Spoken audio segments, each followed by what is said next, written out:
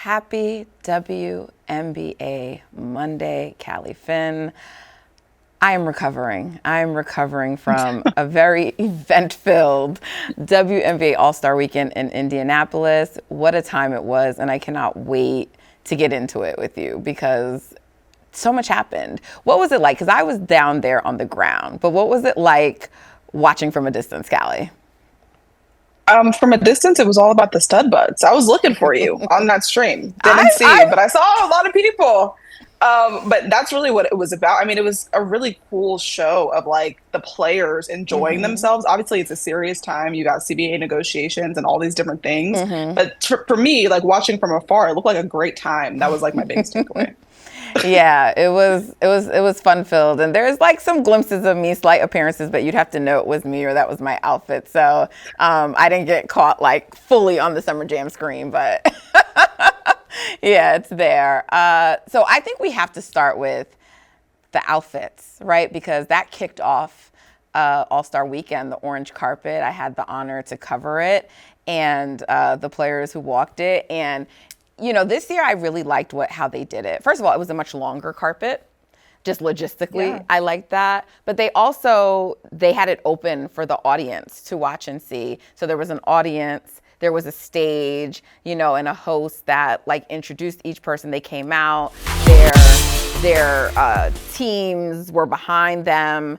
So it was good, and you got to see like their outfits. But of course, there's just like the looks of the night too. So I really enjoyed it, Callie.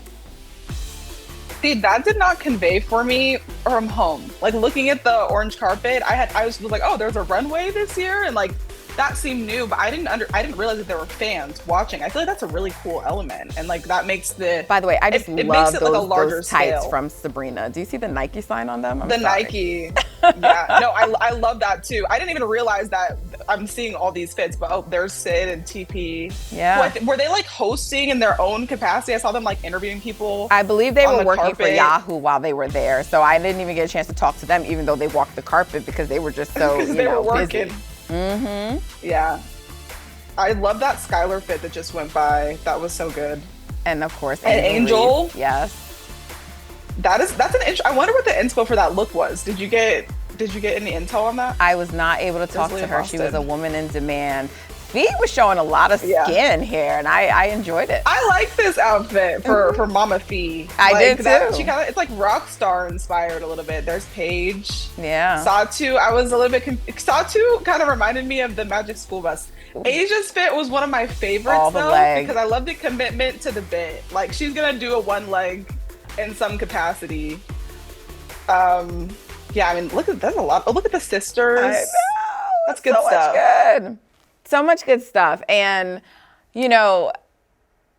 I just like that we're fully buying into like the players, their looks, covering it. Even like this year to be able to pull all those photos. In the past, there would be orange carpets. And sometimes like you couldn't even find enough images in Getty. So like you can see that each year it's just growing and like it's being treated like, the type of event that it should be, like an A-list event. We need to be there. We need to cover it. There's all these lifestyle publications plus traditional sports, outlets. And it's great to see because they deserve this kind of, coverage. And because of the diversity in the WNBA, you see so many different types of looks and players leaning into their masculine side and just different things from them. And so I just love the production of it. And like I said, I really did enjoy the stage because they got to walk out first this time. They were on a stage. They talked to the host briefly, and then they came onto the carpet. And I did like that added component.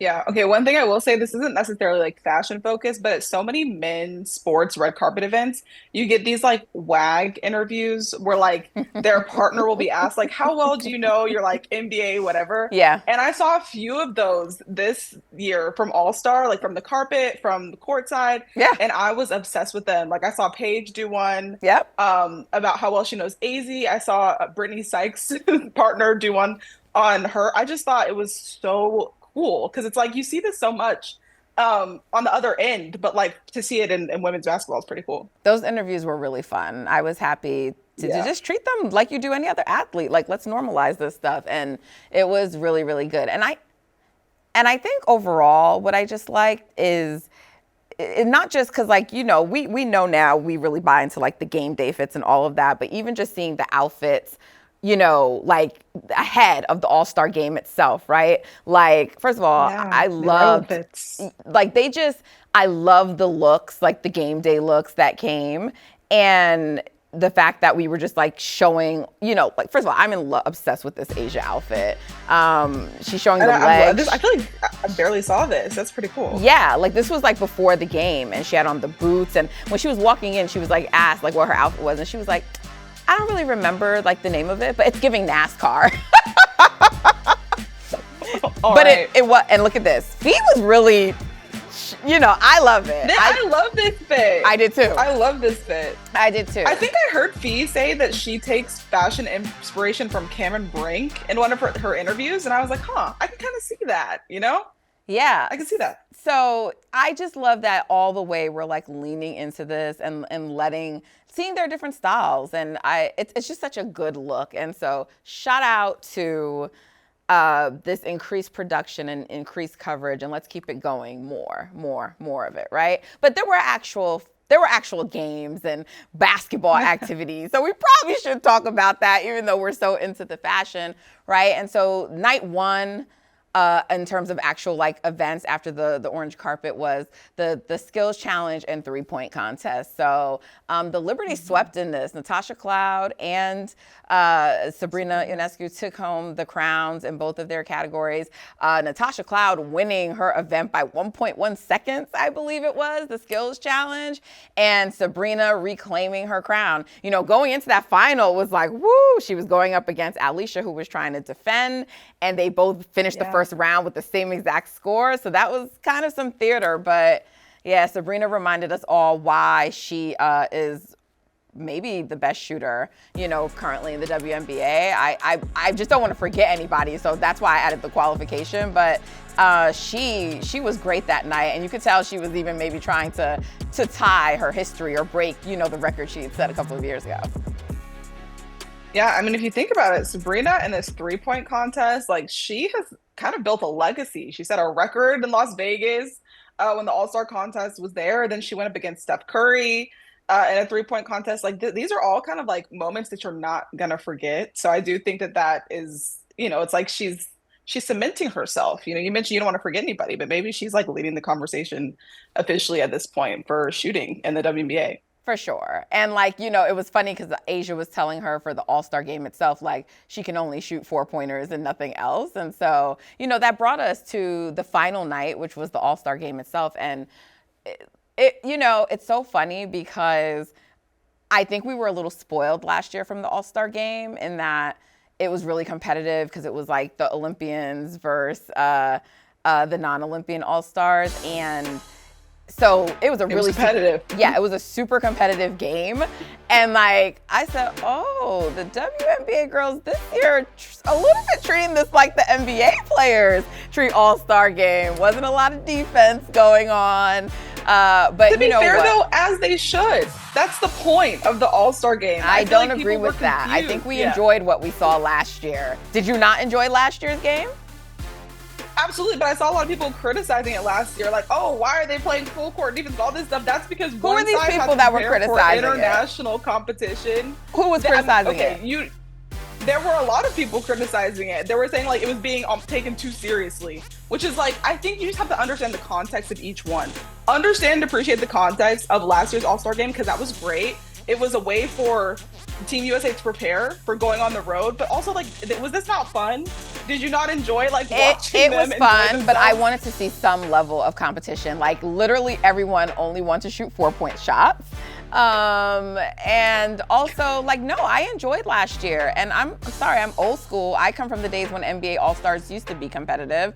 I think that there is a balance between going fully hard, like it is like an actual regular season game, and what we saw. Like, for the WNBA players, I'm a little less critical of them because this is not a true break for them in the sense of the way it is for, like, the players, the NBA players. We got games tomorrow. Right, they play tomorrow. So, like, they stopped playing regular season games Wednesday. They had to be in Indy Thursday. They had stuff Friday, Saturday, Sunday to travel back. they have this Monday off and then they're back to playing games. So I understand them perhaps wanting to take it a little bit easier, whereas the NBA players have so many like nights off like for the break. They'd probably argue they have a longer season, but also it is a longer season this year for the WNBA, and we're seeing some effects of that, and players are talking about it. And so, you know, I think that I'm okay with them doing that, but I would like to see some middle ground. That's all I'm saying. You want to see more defense. You want to see a tougher I want to see a level of competition. I don't want to see blowouts. I mean, it was pretty cool. Like, look, there were some things that happened. Napheesa Collier won MVP of the game, you know, and so she put up a crazy stat line, as Napheesa Collier does. A record. Yeah. 36 points. 36 points. So that was very cool to see. And also another record, Skylar Diggins. She posted the first ever triple-double. So look at Napheesa's numbers right there, insane. And like I said, we had Skylar Diggins, and she put up a triple-double, the first ever in WNBA history in the All-Star game. So I was like, it was almost a quiet triple-double too for Skylar. I think a good indicator of the seriousness of that game is that she took the only free throws of the entire competition in the final minute, which is saying something. There were no fouls the whole game. For sure. And so, you know, some people were saying, like, Skylar didn't win MVP. I thought it was pretty... I mean, I thought the MVP was MVPs. But I was surprised that there was even some debate about that. But yeah, I mean, Skylar played like a hell of a game too. So, I mean, it was fun. You're right. It was definitely fun. And like the girls really like enjoyed themselves. You can see it there, you know, like they're really truly enjoying themselves. I loved all the stuff with like, you know, Glorilla too. They were like enjoying that. So they were having fun, and that's all you want. You want them to be having fun. And I think, Callie, this kind of dispels some of the notions about the fact that these players don't get along, right? Because everyone was interacting. Everyone was, you know, having a good time with one another. And so what are people gonna say now when they try to claim that these women are all jealous of each other and don't like each other, Callie? I'm gonna be honest, they're gonna continue to say the same thing. Like, I don't think that that's gonna change. Like, but I mean, my stance on this is I agree. You can definitely see, like, you know, there's not beef, and there's great synergy among the league, but I also feel like it doesn't matter, and I stand by this. I don't care how much things change, and I love that the stud buds are like showing people the way that, you know, the league can come together and kind of support one another. That said, though, that's not required. You know, you don't look at the NBA and go, oh, why don't these players get along and support each other? Why are they jealous of each other? Like, I'm not going to ascribe to that in the WNBA as it pertains to women's basketball, because they don't have to like each other. There's no rule in the WNBA or in sports in general that says all the players need to get along. Like, yes, that happens to be true, and I love that, but that's not going to change the narratives. They're going to continue. We will see after, you know, as the season continues tomorrow, those narratives will continue.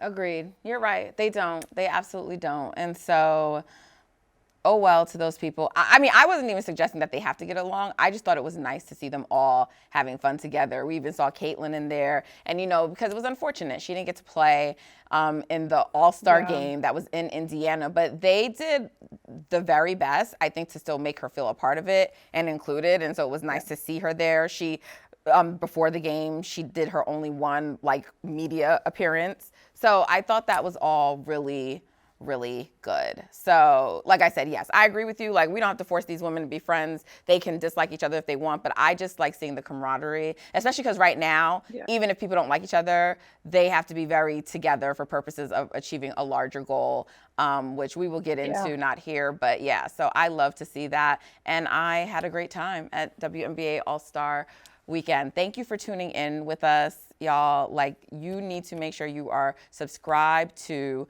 our YouTube channel, the WNBA on NBC. This is where you're going to be able to find all things WNBA. So make sure you tune in for that. Until next time.